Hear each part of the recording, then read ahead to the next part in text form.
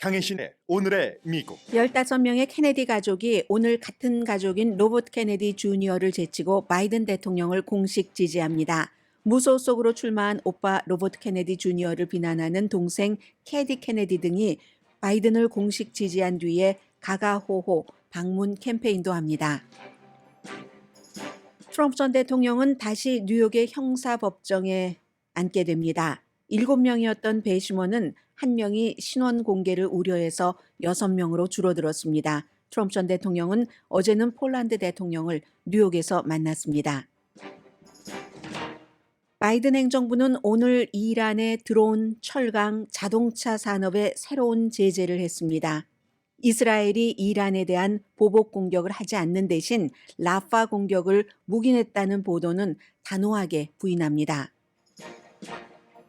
구글이 이스라엘과의 계약에 반대하면서 농성한 직원 28명을 해고했습니다.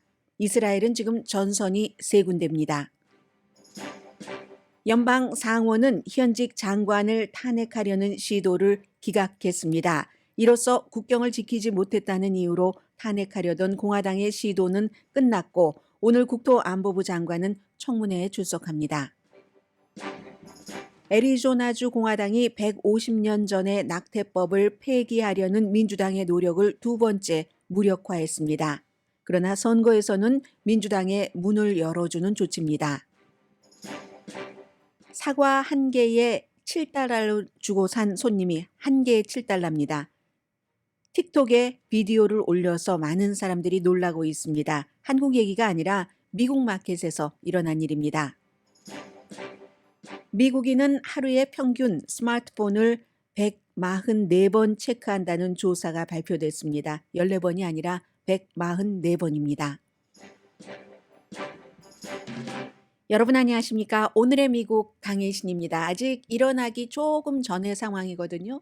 바이든 대통령, 트럼프 전 대통령, 무척 중요한 날이기도 하고 오늘은 이제 케네디 가족이 15명, 이름만 발표한 것이 15명이고 15명보다 더하다고 합니다.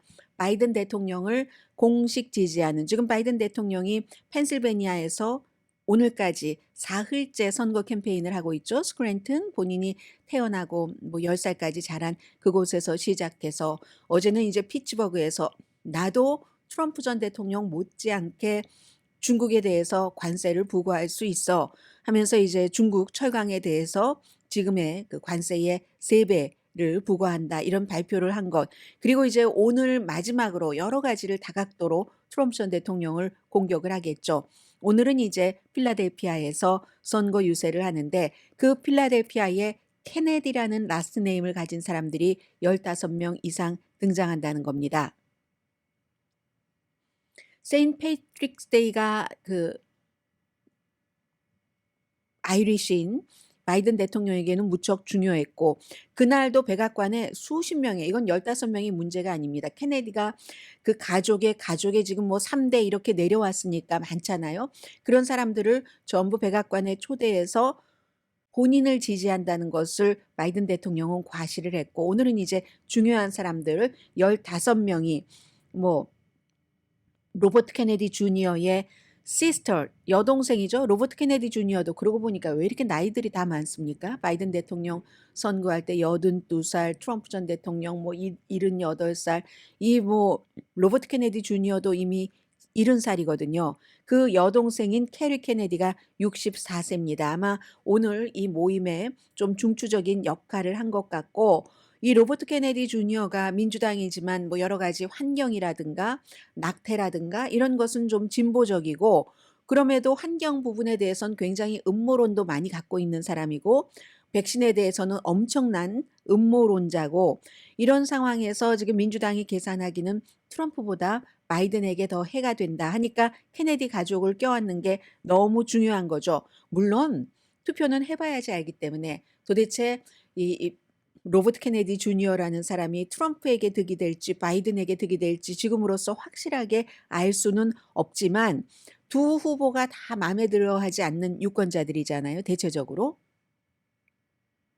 그런데 구태여 따지자면 트럼프 전 대통령을 지지하는 사람들이 조금 더 트럼프 전 대통령과 가깝게 딱 붙어 있고 바이든 대통령은 딱 붙어 있는 건 아니죠. 민주당 유권자 가운데서 트럼프 전 대통령을 지지하는 사람과 비교할 때는. 그럴 때는 중간에 뭔가 매개체가 있으면 그쪽으로 딱 쏠려 나가기 쉽다 해서 이제 지금 더군다나 그 이름 자체가 케네디. 보통 사람들은 일상생활하느라고 너무 바빠서 케네디가 음모론의 대부처럼 돼 있는 것, 이런 로버트 케네디 주니어가 이런 것을 알지 못합니다. 그냥 케네디 집안이니까 이 사람 뭐 설령 무소속으로 나왔다 할지라도 민주당이겠지? 케네디 가문인데 그 존 F 케네디가 있고 그 동생인 로버트 케네디 대통령까지 하려고 하다가 그렇게 암살됐잖아 하면서 그 로버트 케네디의 아들이라고 로버트 케네디 주니어 아유 그럼 믿을만 하지. 믿고 찍어야지. 이렇게 찍을 사람들이 많다고 계산을 하는 겁니다. 그러니까 중간중간 일이 있을 때마다 케네디 가문에서 바이든 대통령 쪽으로 쫙 몰려주는 거죠. 케네디도 미국은 모든 분야가 마찬가지지만 정치도 그들만의 리그, 그들만의 레가시가 있습니다. 클린턴 가문, 뭐 오바마는 오바마 한 사람으로 끝났지만 이렇게 케네디 가문이야 얼마나 많이 이 미국의 정치사에 큰 그 역할을 남겼습니까? 로버트 케네디 그 다음으로 에드워드 케네디도 있었고 그리고 이제 오늘 바이든 대통령을 지지하려고 하는 또 다른 이제 매사추세츠에서 연방 하원 의원을 지냈고 지금은 이제 특별 대사로 돼 있는 이런 사람들. 케네디는 케네디 가문의 그 정치의 레가시를 지키고 싶어 합니다. 그리고 그 같은 정치의 레가시를 지키는 게 본인들의 경제적인 것에도 훨씬 그 이득이 되고 또 어떤 명예 같은 것, 뭐 이런 자신들의 아이덴티티, 뭐 이런 게 되잖아요.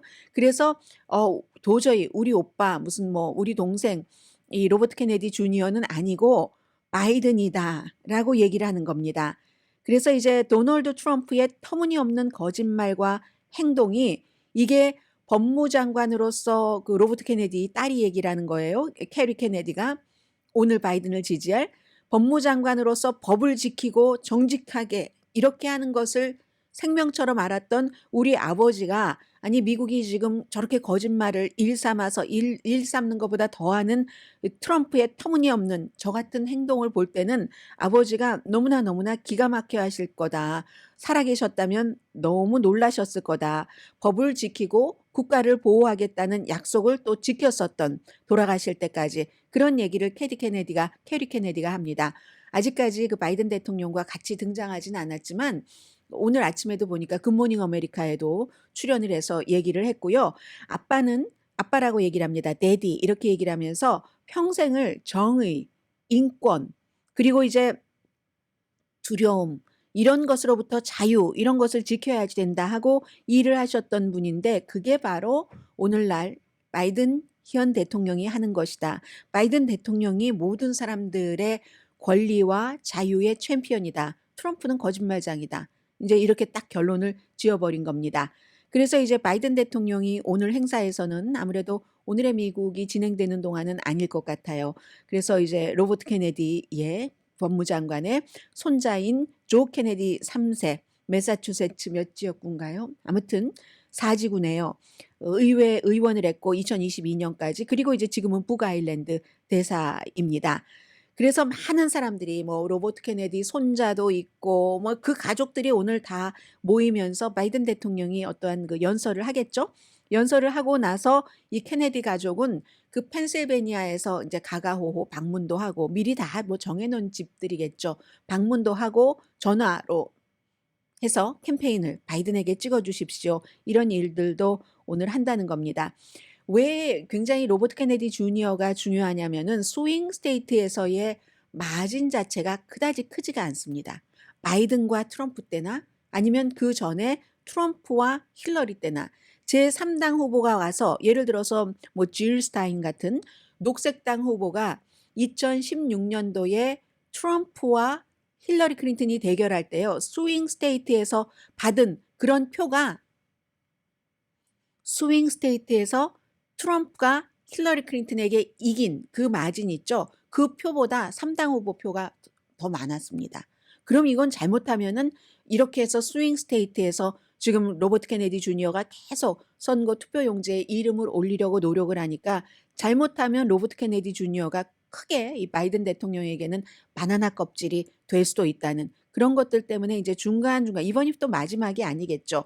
그런 일을 할 겁니다. 그래서 로버트 케네디 주니어는 변호사고요. 뭐 소득 불평등 뭐 이런 것에 대해서는 민주당 쪽으로 얘기를 많이 합니다만 워낙에 백신 음모론뿐만이 아니라 정부에 대한 불신 같은 것 이런 것들도 강한 사람이고 그래서 최근에 백악관에 가서 폭동을 일으킨 그 폭도를 폭도라고 부르지 않았습니다.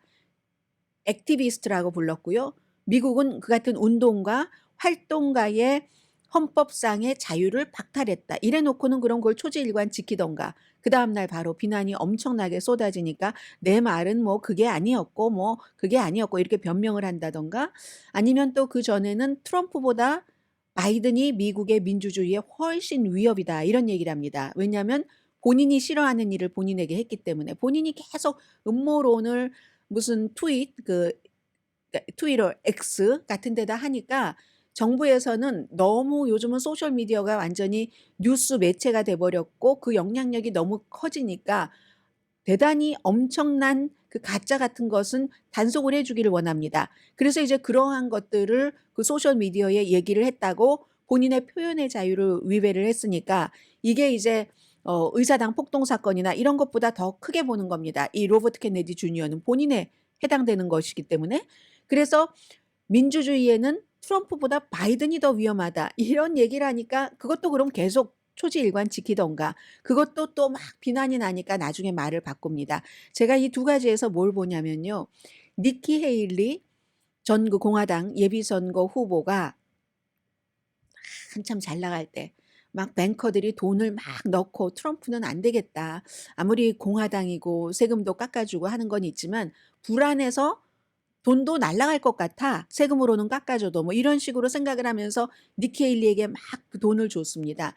그러다가 니키 헤일리가 뭐 노예제에 대해서라든가 여러 가지에 대해서 뭐 좀 그 실언을 하죠. 실언을 하면 그때 이제 보이게 안 보이게 힘들이 조금 약해지기 시작하거든요.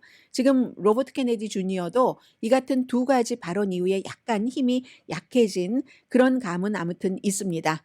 그리고 이제 바이든 대통령은 어제 그제 계속 트럼프 전 대통령을 아웃 오브 터치인 보통 사람과는 생활이 다른 그런 말할라고 스타일의 그런 엘리트주의자다. 이렇게 얘기를 하고 비난을 했고 노동자들의 적이다. 이렇게 얘기를 했고 오늘은 이제 케네디 가문과 같이 나오니까 이제 그런 미팅이 있는 순간부터 미국의 뉴스 사이클은 또 확 그쪽으로 탑 뉴스로 바뀌어서 내일 아침까지 뭐 여러 가지 분석이 이어지겠죠. 그리고 트럼프 전 대통령은 오늘 다시 형사재판 배심원 선정 작업이 시작이 됩니다. 어제까지만 하더라도 7명이었는데 뭐 영어 선생님도 있었고 테크놀로지 관련된 사람이 2사람, 변호사도 2사람이 있었고 세일즈 펄슨도 있었고 뭐 그랬죠. 그런데 이 7명 가운데서 한 사람이 나는 이미 이 신분이 노출될 것 같다. 제가 지금 말씀드린 게 뭐 영어 선생님 이런 식으로만 말씀드렸는데도 저널리스트들이 그걸 또 다 찾아다니기도 하고 그리고 뭐 글쎄요. 이 경우는 저널리스트 리포터라기보다는 너무너무 요즘 많은 유튜버와 또 팟캐스트를 하는 그런 사람들이 찾아서 이걸 다 드러내놓는데 난 그걸 감당할 수가 없다. 그리고 또 내가 공정하게 그 판결을 내릴지 그것도 나는 I'm not sure 이렇게 얘기를 해서 한 사람은 이제 본인이 그렇게 고사를 하니까 그러니까 이제 그 판사도 그냥 let 힘인지 let her인지 고하게 해줬습니다. 후앙 멀튼 그 판사가 하는 말이 우리는 매우 훌륭한 배심원이었을 배심원을 잃었다. 아직 배심원으로 일하지 않았으니까 말이 이게 그 영어와 한국말로 이렇게 바꾸다 보면 가끔 재밌는 때가 있어요. 우리는 아주 훌륭한 배심원이었을 그 배심원을 잃었다.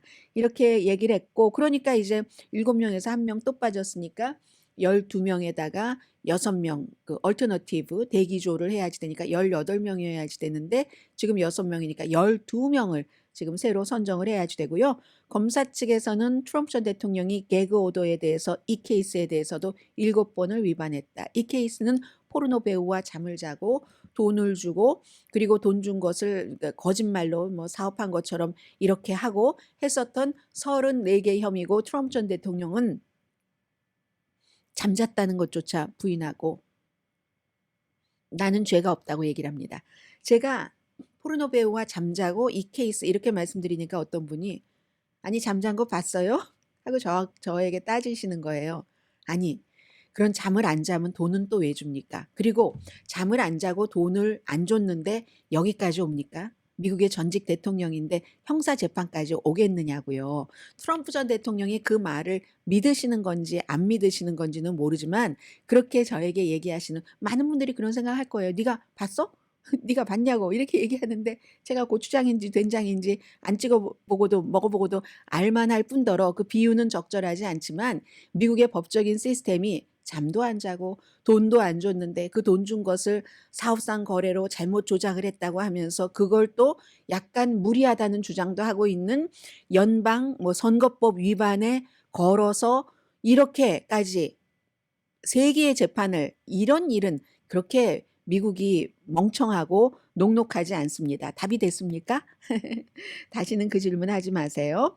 그리고 그 또 이런 얘기도 있습니다. 그 마이크 코엔이라는 그 사람 때문에 이 사람이 그 포르노 배우에게 스토미 데니엘스에게 돈을 주고 받고 뭐 이런 과정에서 이 사건이 일어난 일이잖아요. 그런데 이제 그 트럼프 전 대통령이 다음 달에 그 막내 아들 고등학교 졸업식이 있는데 항상 뭐 어느 주나 비슷하기는 하지만 특별한 경우가 아니면 이 판사가 특별하게 어 그것을 익스큐즈를 해 줘야지만 형사 재판에서 피고인이 재판날 자리를 뜨고 다른 곳에 갈 수가 있습니다. 재판에 나오지 않는다든지. 그래서 처음부터 말씀을 드린 겁니다. 트럼프 전 대통령이 재판을 받게 되면 재판에 중요하고 심각하고 이것보다도 오히려 그 재판 스케줄 때문에 모든 것들이 트럼프의 캠페인이 망가져 버린다라고 말씀을 드렸잖아요. 지금 이 그 후앙 머천 그 판사가 트럼프 전 대통령이 아들의 졸업식에 갈 수 있는가 없는가 여기에 대해서 아직 결정을 내려주지 않고 있습니다. 연기하고 있거든요. 뭐 may not 가라고 할 수도 있고 가지 말라고 할 수도 있고 그러나 다음 주에 있을 의사당 그 폭동 사건 이것과 관련된 어떤 것에는 청문회에는 가지 못하도록 당신 지금 피고인이야. 여기서 지금 재판 받아야지. 어디 거길 가 안 가도 되는 데니까 거기는. 이런 그 재판 형사 재판 이 날짜는 조절들을 하거든요, 서로. 그래서 이제 그렇게 했고 아들 것은 아직 5월 달이니까 아직 최종적인 결정을 하지 않았습니다. 그런데 여기에 대해서 마이크 코엔이 하는 얘기가 아니 트럼프 전 대통령 아들 그 졸업식에 못 간다고 아직 결정된 건 아니에요. 그런다고 판사를 엄청 욕하던데 내가 생각할 땐 너무 우스꽝스럽다. 내가 아는 트럼프는 자녀들의 졸업식에 간 적이 없다. 이렇게 얘기를 했습니다. 근데 나중에 알고 보니까 큰아들의 고등학교 졸업식에는 갔답니다. 아니 아들의 졸업식들의 아들, 딸 유난히 또 자녀도 많잖아요.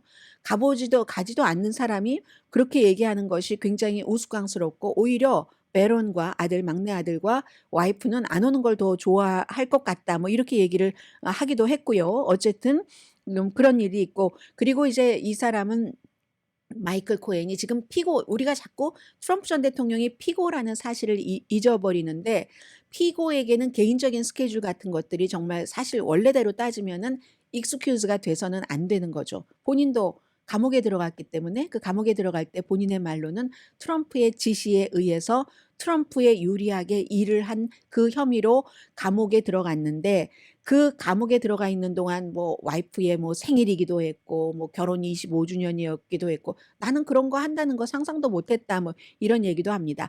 그래서 이 케이스에 대해서도 왜 그 돈 심부름을 한 사람은 감옥살이까지 했는데 그럼 깃털이잖아요. 몸통은 그럼 무죄가 돼야지 되는가? 뭐 이런 여러 가지 아무튼 일이 있고요. 그리고 그 사이에 안제이 두다 폴란드 대통령이 어제 뉴욕에서 트럼프의 스케줄에 맞춰서 뉴욕을 떠날 수가 없어요. 6주일이나 8주일 동안. 그래서 트럼프 타워에서 만났습니다. 폴란드의 이 두다 대통령은 오랜 동안 트럼프 전 대통령에게 너무나 존경심을 표한 사람입니다. 서로 좋아하는 사이예요.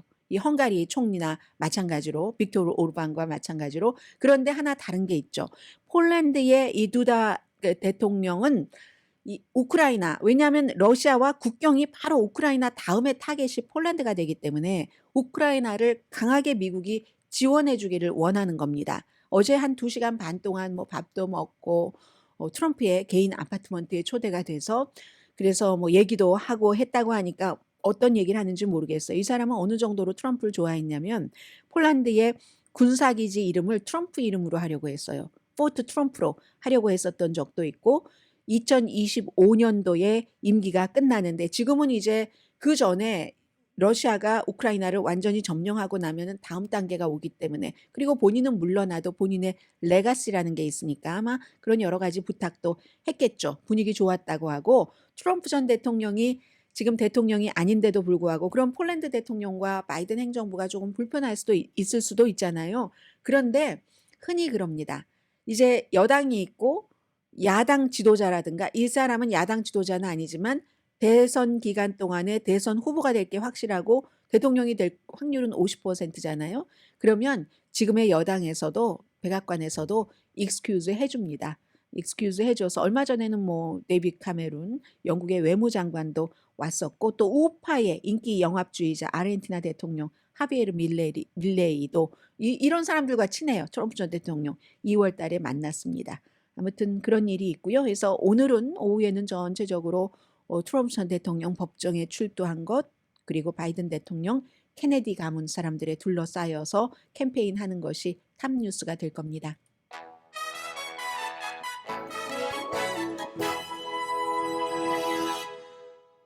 잠시 뒤에 가끔은 이제 무슨 국제 뉴스라든가 세계 뉴스라든가 그리고 미국 뉴스 가운데서도 뭐 정치 뉴스가 많은 건 사실이에요. 그런 뉴스를 전해드릴 때 이걸 어떻게 일상생활과 연관이 되는 부분을 강조를 하나 이런 생각도 들고 그런데 사실은 연관이 안 돼도 굉장히 중요한 뉴스들인 건 사실입니다. 오늘의 미국에서 이 뉴스를 전해드리는 것은 여러분들께서 너무 바쁘셔서 일일이 뉴스를 챙겨보실 수 없으니까 제가 여러분의 종이 돼서 다 챙겨서 좀 쉽게 전달을 해드리는 것. 내가 살아가는 세상에서 어떤 일이 일어나는가를 아는 것은 모르는 것보다 훨씬 좋지 않으세요? 그리고 나 혼자만의 일이 아니라 사회에서 동료와 얘기도 해야 되고 또 나보다 훨씬 영어에 능숙한 우리 자녀들, 뭐 남편, 와이프와도 대화를 해야지 되니까. 그래서 사실은 다 나의 실생활에 돈 벌어주는 일이 아니더라도 중요한 거 사실입니다. 잠시 뒤에도 아마 그런 이슈가 포함되어 있는가 보죠. 미리부터 딱딱한 뉴스가 나올 수도 있다는 변명을 하는 걸 보니까요. 저는 재밌던데요. 잠시 뒤에 뵙겠습니다. 라디오 서울 방송 오늘의 미국 듣고 계십니다. 뭐 오늘 아침까지도 그런 뉴스 나오던데요. 미국이 이스라엘에 이란과 확전하지 말아라. 대신에 라파 가자지구 거기를 공격해도 좋다. 백악관이 아주 강하게 단호하게 부정했습니다. 그게 그렇게 쉽지 않을 거예요. 왜냐하면 물론 이스라엘과 이란이 붙어서 좀 더 큰 그 전쟁으로 확전되는 것을 원치 않지만 원래로 따져가다 보면은 이스라엘과 이란이 왜 이렇게 붙었는가? 그게 다 하마스와의 전쟁 때문이기도 하죠. 이란은 하마스를 지지하고 이스라엘을 너무 싫어하고 하는 그런 것들 때문에 딱 시작을 해서 이스라엘도 이란에 그 하마스 뭐 헤즈볼라 이런 데 돕지 마라 하면서 시리아에 있는 이란 그 영사관을 공격해서 혁명수비대 대장도 숨지고 한 그런 일이잖아요. 결국은 연결된 건데 지금 아주 이란과 이스라엘이 오른 이쪽에 보면 이쪽이 이란이고 이쪽이 이스라엘이죠. 이란과 이스라엘이 붙으면서 완전히 그 가자 지구에 이런 것들이 뒤로 가려져 있는데 미국에서 그게 쉽지 않은 게요. 오늘도 보니까 그 바이든 대통령이 오히려 뭐 예를 들어 USC에서 팔레스타인계는 아니지만 무슬림인 그 동아시아 계열의 그 졸업 그 축사를 하기로 돼 있는 뭐 수석 졸업자죠 말하자면 그런 학생이 친팔레스타인적인 그동안에 활동을 했다 해서 위험하니까 6만 5천 명이나 오는데 그래서 아예 졸업사를 없애기로 한 이런 부분들 지금 굉장히 이슈가 되고 있잖아요. 표현의 자유가 중요한데 그리고 또 하나는 이게 공정하지가 않아. 대학도 이스라엘의 힘이 너무 강하기 때문에 이사회나 등등 동문도 마찬가지고 이스라엘의 힘이 강하니까 팔레스타인이 맹모추고 당하네 이런 지적도 있습니다. 그 사이에 바이든 대통령은 지금 학교에서 일어나고 있는 학생들이 시위하는 것은 거의 이스라엘이 팔레스타인에 너무 심하게 군다 이거거든요. 물론 이스라엘계 학생들을 제외하고요. 뭐 팔레스타인 학생 가운데서도 난 이스라엘을 지지할 수도 있고 이스라엘 학생 가운데서도 팔레스타인을 지지할 수도 있겠지만 지금 이 전쟁에 대해서 그 이스라엘이 하는 행위에 대해서 그러나 대부분은 이스라엘계 학생은 이스라엘을 지지하고 팔레스타인계나 다른 팔레스타인계는 아니더라도 아랍이 아니더라도 이란처럼 저렇게 종교가 같다던가 하면은 팔레스타인을 지지하기가 쉽죠.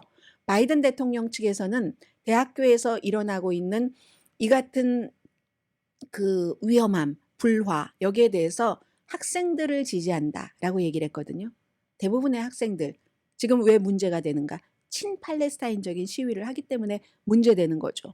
어제도 의회에서 콜롬비아 대학교에 무슨 뭐 이사회에 누구 총장까지 다 불러 모아놓고 얘기를 하고 다짐을 받는 거잖아요. 유대계 어떻게 잘해주겠어? 안 잘해주겠어? 이렇게 하고 네, yes sir, 잘하겠습니다. 어제 그 콜롬비아 대학교의 총장은 다른 하버드나 뭐 유펜의 총장들과는 좀 달리 얘기를 하던데요. 처음부터 고개를 팍 숙이던데요. 고개 처음에 숙이지 않은 사람들은 결국은 이런저런 이유로 뭐 사임해 버렸고 이 사람은 지금 사임하지 않고 살아남았잖아요. 고개 팍팍 숙였습니다. 그런데 바이든 대통령은 학생들이 하는 게 맞다. 이 정도를 얘기했습니다. 뭘 말합니까? 선거철에 젊은이들의 표를 말하는 거죠. 미시건에서 그리고 무슨 뭐 미네소타 같은 데서 민주당이면서도 예비 선거에서 아니 왜 저렇게 이스라엘만 싸고 돌아 하면서 바이든 대통령에게 표를 찍지 않은 사람들이 많잖아요. 젊은 사람들을 생각을 하는 겁니다. 그렇기 때문에 이스라엘 그래 라파 지상군 들어가서 맘대로 부수고 해봐 이렇게 얘기하긴 힘들다는 걸 겁니다. 물론 어느 정도의 허용을 하고 어느 정도의 이란을 치지 말라는 허용을 받아내고 하는 이런 수합 정도는 있을지 모르지만 아니 이스라엘이 라파 그래 너네 지상군 들어가서 다 그냥 때려부셔 이거는 좀 힘들 것이라고 보여지거든요. 지금 바이든 대통령의 정치적인 입장에서도 볼 때도 이스라엘은 지금 전선이 세 군데죠. 가자 지구 있고 그리고 그 위에 레바논, 헤즈볼라 다 이제 이란이 지지하고 무기도 주고 하는 겁니다. 뭐 수십 년 동안 분쟁이 된 거죠. 그리고 제일 중요한 전선이 이란과의 전선인데 이스라엘은 아직까지 이제 어떻게 이란을 보복을 하는가 보복을 하기는 한다고 하고 논의 중인 것 같습니다. 그리고 오늘 이제 미국과 이스라엘이 그 줌 미팅을 하겠죠. 그런 줌 미팅을 했고 그리고 이스라엘이 이란을 공격하긴 한다. 어떤 식으로든 간접이든 직접이든 이란 바뀌던 이란 아니던 군사시설 제한적인 군사시설이든 핵시설이든 핵시설은 아닐 것 같아요. 지금의 분위기로 보면 국제사회가 너무 반대하니까 그래서 그런 공격이 임박했다. 이게 영국 정보국이 파악을 한 거랍니다. 그걸 폴리티코가 보도를 했거든요. 그리고 어제도 이스라엘이 뭘 무슨 짓을 하면은 국제사회에서 별로 비난을 안 합니다. 어제도 이제 헤즈볼라 미사일이 이스라엘 북부에서 14명의 이스라엘 군인에게 부상을 입혔더니 세계가 난리가 났어요. 그런데 그 전에 무슨 일이 있었냐면 이스라엘 미사일이 또 레바논에 있는 그 헤즈볼라 사령관을 공습해서 이건 완전히 부상이 아니라 살해했습니다. 그러니까 하루 뒤에 이제 이렇게 한 것이고 이번에 이란도 마찬가지로 뭐 사령관이 숨지니까 이스라엘을 공격을 했고 이스라엘은 있을 수 없어 하고 지금 보복 공격한다고 하는 거고 그 사이에 이제 주목도 별로 받지 못하고 가자지구 라파에 있는 사람들 사진을 보니까 나이 드신 어떤 여성 두 분인데요. 그냥 다 내려놓고 살기가 너무너무 힘들어요. 지금까지 할 수 있는 거 다 해봤지만 너무 힘들어요 하는 그런 그 표정의 분들이고요. 이스라엘이 이제 추가로 보병과 무장한 군인을 가자 지역에 배치하는 것은 사실인 것 같습니다. 그리고 원래 하려고 했으니까 그걸 이제 미국이 정말 전면적으로 그래 맘대로 해봐 하느냐 하더라도 살살해라 하느냐 이 차이가 있겠죠.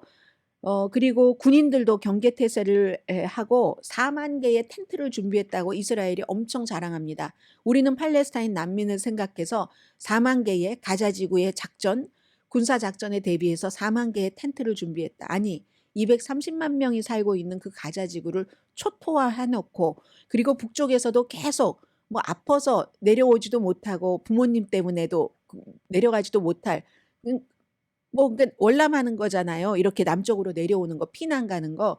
못할 사람들도 다 내려가라고 하고, 내려간 뒤에 집은 다 파괴해 놓고, 내려와서도 계속 여기저기 펑펑 터뜨려 가지고 다 사람 숨지게 하고, 먹지도 못해서 아이들은 피골이 상접해 있고, 그러면서 우리가 텐트 4만 개 준비했다고 너무 자랑스럽게 이게 홍보하는 이스라엘이, 저는 이 점에서 싫다는 겁니다. 다른 점이 아니라. 그렇게 수백만 명을 아니 수백만, 지금 라파에도 150만 명 이상이 살고 있는데 4만 개 텐트가 무슨 코끼리 비스켓도 아니고 이게 뭐 하는 자는 겁니까? 바이든 행정부는 오늘 이란의 드론, 철강, 자동차 산업에 새로운 제재를 발표를 했습니다. 며칠 동안 계속 한다 하는 걸 한 거죠. 그래서 이제 드론 생산과 관련된 뭐 16명, 또 회사 2군데를 대상으로 했는데 확전을 원치 않는 거예요. 이건 이제 이스라엘에 우리 이만큼 했으니까 좀 살살 해줘 하는 그런 것이고, 또 역시 이제 이란이 드론 같은 프로그램으로 돈을 많이 벌잖아요. 미국이 경제 제재를 해서 돈도 없는데 그걸 또 돈줄을 또 막는다는 경제 압박을 하는 거고요. 아무튼 그렇습니다. 그리고 제일 중요한 것은 월요일에도 또 뭐 이란이 사실은 보복 공격을 하려다가 보류했다고 하는데, 왜 보류했겠습니까? 미국의 힘이 가장 컸겠죠. 바이든 행정부 이스라엘이 이란에 대한 보복 공격 안 하고 라파 공격하는 거 묵인했다는 이 보도에 대해서 거의 뭐 화나는 수준으로 비난을 하던데요. 그리고 나서 묵인했다는 사실이 알려지면 큰일 나겠죠. 이렇게 묵인할 수는 없을 것 같다는 느낌은 듭니다. 자, 그리고 하나만 더 짧게 말씀드리고, 조금 재미있는 거 있는데 뒤에 말씀드려야지 되겠네요. 그래도 미국이 어떻게 돌아간다는 것은 말씀드려야 되잖아요. 어제 그 알레한드로 마요르카스 국토안보부 장관을 상원에서 탄핵하려는 그 절차가 논의도 시작되기 전에 기각됐습니다. 논의를 하려면 항상 미국 의회에서는 몇 명 어떤 그 정족수가 있어야지 논의가 시작이 되잖아요. 그리고 상원이라고 하면 이미 하원에서는 탄핵됐다는 겁니다. 공화당 하원이 탄핵을 시켰죠. 국경을 저렇게 한다고. 그럼 민주당은 이 국토안보부 장관으로서는 난민이고 무엇이고 지금 있는 법에 따라서 집행을 해야지 되니까 있는 법에 따라서 집행을 한 것이다. 그리고 이제 이 탄핵은 어차피 안 될 것을 알면서 정치적으로 한 것은 다 압니다. 하원에서 공화당이 탄핵을 시켜서 보냈는데 상원에서는 민주당이 다수당이잖아요. 하원은 공화당이 다수당이고 51대 49입니다. 그래서 민주당이 전원이 찬성을 해서, 어떤 식으로 찬성을 했냐면, 이게 상원에서는 상원이 재판부예요. 그러니까 뭐 예를 들어 하원이 검사 측이라면은 더 이상 거론 깊이 가지도 않도록 디스미스, 기각시킨 겁니다. 케이스를. 민주당이 다수당이니까 당연히 기각시킬 수 있었고요.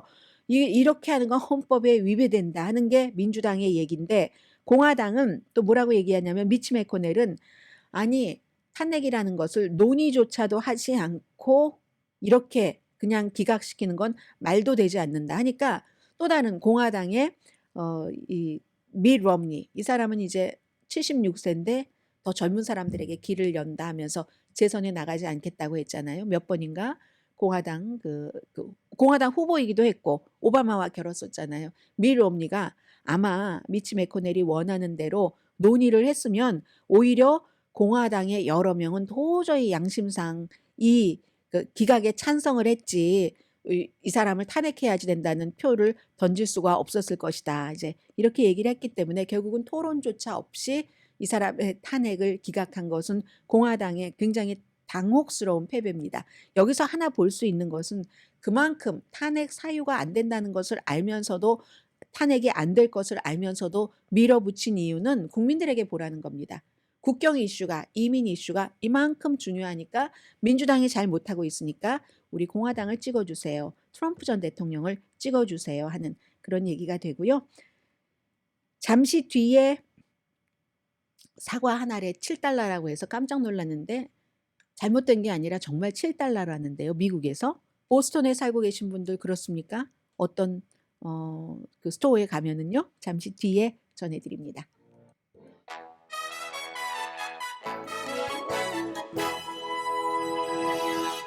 라디오 서울 방송 오늘의 미국 듣고 계십니다. 네, 요즘 회사 생활도요. 국제 정세 조금 따라야지. 회사의 방향과 따라야지. 아니면 you fired. 구글에서 어제 28명을 해고했습니다. 이스라엘이 구글이 지원하는 서비스로 팔레스타인에게 해를 준다는 그런 주장으로 농성을 하던 직원들이었습니다. 그래서 이제 뭐 뉴욕이라든가 시애틀 또 써니벨 캘리포니아주에서 농성을 하던 그런 사람들인데 그 이름 자체가요. 프로그램 이름 자체는 어제는 알았는데 또 몰라졌어요. 님버스였죠. 님버스를 2021년 이스라엘과 구글 여기는 이제 아마존도 들어갑니다. 이 클라우딩 서비스 같은 건데 12억 달러의 계약을 해서 지금 계속 하고 있는데 이걸 가지고 여러 가지를 해서 결국은 팔레스타인 사람들에게 해를 준다는 얘기고요. 구글 측에서는 그게 우리가 해주는 게 그렇게 예민한 게 아니다. 군사 관련도 아니고 무기나 정보 서비스와 전혀 연관이 없다. 그냥 뭐 상업용 클라우드 그 서비스일 뿐이다. 이렇게 얘기를 했습니다. 그래도 이 직원들은 아니다, 그게 아니다. 뭐 이렇게 얘기를 하면서 우리 바깥에 있는 사람들이야 모르겠죠. 그 아주 정확한 내막 같은 것은 구글이 28명을 해고한 것은 다른 직원들의 업무를 방해한다. 뭐 앉아서 농성을 하니까 당연히 그 뭐 지나갈 때도 그렇고 어수선하고 그러면 생산성이 오르지 않고 해서 이건 우리의 정책 위반이고 용납하지 못한다. 그래도 나가라고 하는데 안 나갔어요. 법 집행관이 와서 쫓아냈답니다. 그리고 또 28명인데요. 해고된 직원의 일부는 이 농성 자체는 하지 않았답니다. 그러나 오히려 뒤에서 조절을 했다, 조정을 했다 이렇게 이제 구글 측에서는 볼 수도 있겠죠. 그러면 해고당한 직원들은 가만히 있느냐? No. 우리 불법적인 해고는요. 오히려 더 불을 붙일 겁니다. 이러니까 이제 이게 어떻게 될지 뭐 좀 조금 더 무슨 일이 있을지 뭐 뒤에 얘기가 나오긴 나올 것 같습니다. 사과 한 알에 7달러를 주고 산 손님이 틱톡을 올렸어요. 저는 처음에 이거 제가 알고 있는 그 홀푸드 마켓 어디 바깥인 줄 알았어요. 홀푸드 마켓이 이제 거기가 바깥에도 안에도 그렇지만 먹을 수 있도록 테이블을 마련을 해 놓잖아요. 어떤 젊은 그 에이시안계 그 여성인데 이 여성이 이게요 막 열정적으로 얘기합니다. 이게 얼마인지 아세요? 이 사과가요. 뭐 슈가비. 저는 슈가비는 슈가자가 들어가서 한 번도 사보지 않았는데 굉장히 비싸고 맛있는 사과이긴 하다면서요. 슈가비 이게 얼마인 줄 아세요? 얼마인 줄 아시냐고요. 내 손 안에 꽉 들어갈 뿐인데 7달러예요. 제가 이 계산이 잘못됐는 줄 알고 직원에게 물어봤더니 맞다는 겁니다 하면서 젊은 사람이 이제 틱톡용이니까 뭐 좀 아무튼 뭐 욕 비슷한 것도 섞어 가면서 그렇게 했거든요.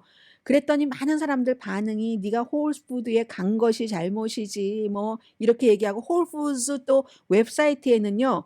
이 슈가비 이게 나온 뒤에 슈가비에 이 나온 뒤도 아니고 슈가비에 파운드에 3달러 90센트. 그럼 7달러가 되려면 28온스가 돼야지 된다는 얘기래요. 아무튼 저는 계산은 잘 못하니까 모르지만 어쨌든 아무튼 사과 한 알에 7달러라는 겁니다. 제가 사 먹는 사과는 갈라 사과는 트레이더조에서 한 개에 69센트인데 그렇다고 하면서 이 말이 되느냐 막 이렇게 얘기를 하니까 사람들이 아예 거기를 잘못 갔지. 거기 그 파킹랏에 보라고 얼마나 좋은 차들만 있는가. 첫 번째 실수는 홀푸드에서 쇼핑을 한 거. 두 번째 실수는 엄청나게 사과 7달러 주고 산 게 억울할 정도가 되면은 수명을 연장할 만한 꼭 그런 것을 사는 것도 아닌데 그럼 왜 그렇게 비싼 거를 샀는가. 그런 거 안 사면 돼. 특히 슈가비는 비싸. 뭐 이런 얘기를 많이 하는데 슈가비라는 사과가요. 1990년대 워싱턴에서 우연히 만들어졌대요. 왜 사람들 많이 좋아하는 한국 분들 좋아하시는 무슨 뭐 허니 스크립, 허니 크립 이 바삭바삭하다는 그것하고 뭔가 이렇게 교배가 된 거라고 하거든요. 아무튼 이런 얘기가 지금 사람들 사이에서는 엄청나게 오늘 홀푸드 이거 막느라고 힘들었을 거예요. 저도 관심이 있어서 봤으니까. 근데 아니 암만 그래도 사과 한 알에 7달러짜리는 잘 모르겠는데요. 이것도 잘 모르고 하는 말일 수도 있어요. 저도 그 사정이 있겠죠.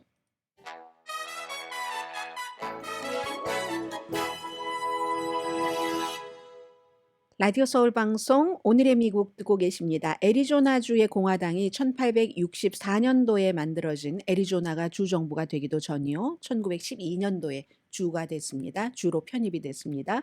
그때에 만들어 놓은 낙태법을 폐지하려고 민주당이 최근에 2번 시도를 했는데 어제까지 포함해서 2번 다 공화당이 막았습니다.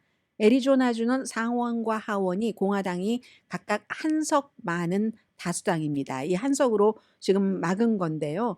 이 1864년도의 낙태법이라는 게 최근에 애리조나의 대법원이 그렇게 해도 된다고 지지를 한 산모의 건강이 위험할 때를 제외하고는 거의 모든 낙태를 금지하는, 아직 시행은 안 됐어요. 그때 14일 여유를 줬으니까 이제 거의 시행 날짜가 다가왔네요. 그런데 이제 이것을 민주당이 그 자체를 없애야지 된다 하는데 공화당이 여기에 대해서 지금 이걸 막은 것이죠. 많은 사람들이 1864년과 2024년은 너무 다르다. 이거 19세기와 21세기, 160년 정도 떨어진 이런 것이기 때문에.